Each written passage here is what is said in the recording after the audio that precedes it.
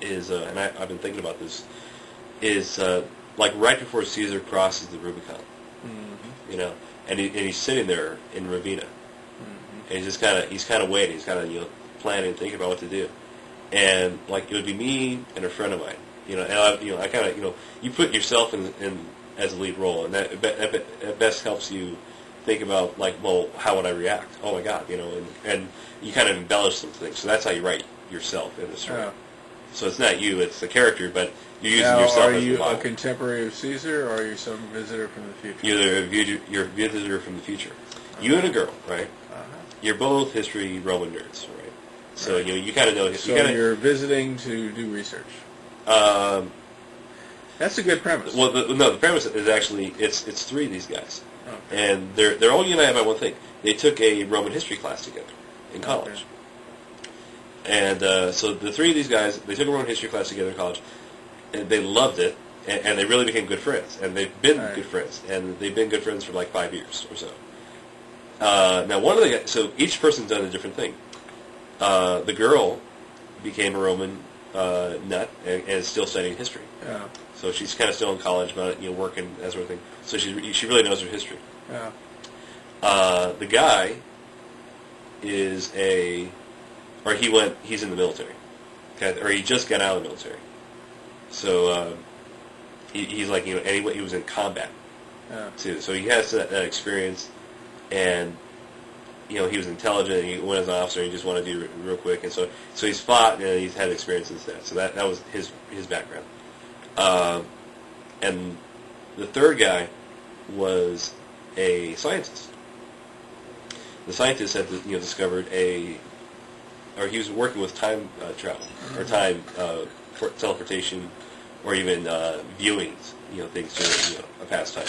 So he's doing stuff with resonance and crystals. And, I mean, it's like I have to make up some really kind of bizarre but plausible way for him to have a certain thing. So this, like, what I do is what he does is he creates a portal in his lab to view a time in the past. And right. So he can just view; he can't visit. He can view. He can look through a portal. Okay. And but he says but the thing is, he doesn't know fully what's gonna happen, what's gonna be capable. Well, he might be looking through the side of a mountain. Yeah. He says he's going to have to fine-tune it to. He doesn't know if they're going to be back or whatever. I mean, and really, he doesn't expect it to work, right? He said, basically, he works in as a scientist, because he's a college student. But he works as a scientist. He's got all this technology that he's collected in his one lab, and it's like professional lab or it's kind of personal, research lab, whatever. So there's a lot of high-tech shit there. But what he's done is he's studied and he's realized, I bet I can make a portal to view a previous time, or any time. And he thought, well, what's the first thing I would want to look at? Well, let's look at the past. I want to look at Roman times. And, I think it'd be cool. I want to look at Caesar and Mark Antony at Ravenna, right before they cross the Rubicon. And because, like I said, they're history, the Roman history nerds, right? Yeah, right. So he's going to try it out, right? This is his first time he experienced, and he knew his buddies would get a kick out of it, And he said, "Check it out. I wanted this to work." Basically, he doesn't. He said, "I bet you this thing's going to explode." Yeah. Just shit's just going to fry. And I was like, we'll just laugh at it. But rather than me look at it alone, why don't you guys, we'll look at it together, kind of thing, So he turns on the machine. He plugs it in the coordinates, and they're just standing around. They're just having a good time, smiling, and they get a view. They get something pops up, and they're like, "Oh wow!" It's like wait, it's just like a TV screen kind of thing, It's like, and they're looking through, and it's like, well, okay, we see a river, and we see grass, and we see trees, It's like, and it's like, well, yeah, this is where Caesar camped, right? And they kind of adjust the view, and they realize, oh no, he's camped over there. Oh. And so they slowly adjust the view, and they see. So cool. So they kind of get ready to look at it,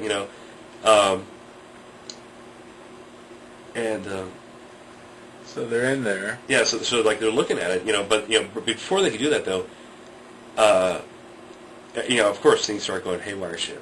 Sure. So, Lightning strikes. There's a time. No, the machinery. Well, because remember he wired it. Lightning strike. A lightning. No, fucking comes lightning by, strikes the thing. No, I don't believe it. Envelops the whole thing and sends them back in time. Okay, no, I don't like that. That's for TV. That's Deus Ex Machina. That's not the movie. That's TV. That's for TV. Yeah. Right. No. But that's Deus Ex Machina. I don't like that stuff. I prefer more realistic.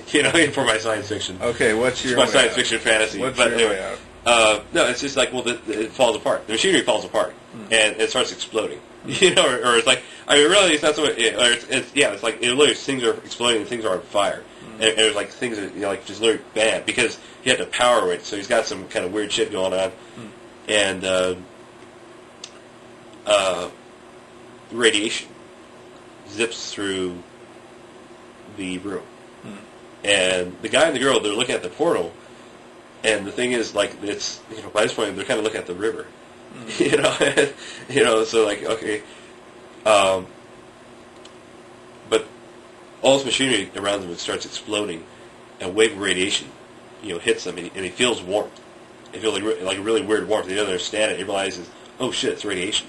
We've just been irradiated, Yeah. And then the next thing is, bam. He realized, oh shit, we gotta get the fuck out of here, and he realized we can't run away, that the portal's there. So he grabs her and he jumps in the portal. They fall through into Roman times. I see. So luckily they fall into the river, to cushion their fall, and they're like. Now, what's the source of the radiation again? It doesn't matter. No. It's whatever power source, it blows up. Yeah. But basically, that's part of how he's able to create the rifts. They had radiation.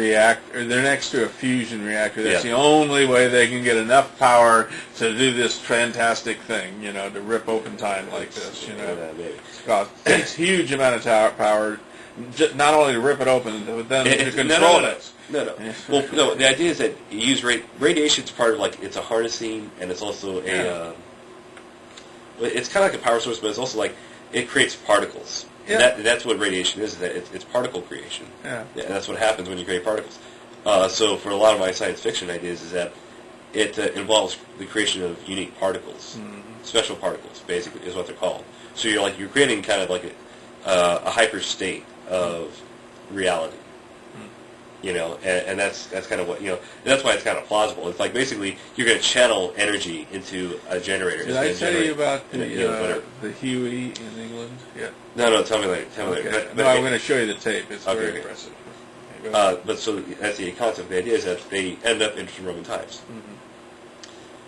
So a guy and a girl from 2000, 2005, today. Yes. And they're sophisticated people. They've been to college. They've lived life. They've done different jobs. And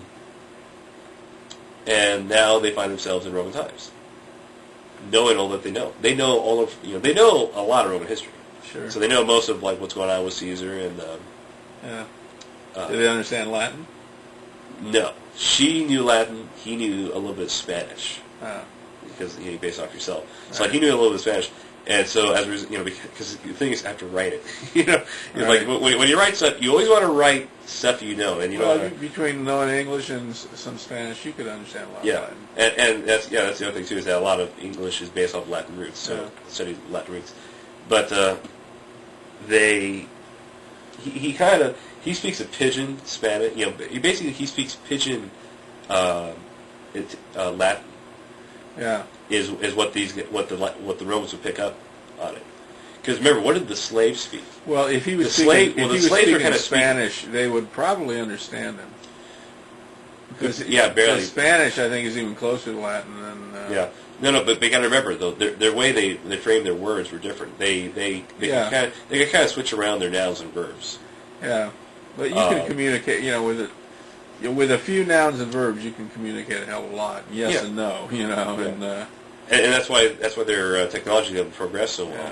Unlike or not unlike, but whereas the Chinese, they always had characters, so they excelled. I mean, they had such an organized society. Mm-hmm. You know, it's like when you look at China now,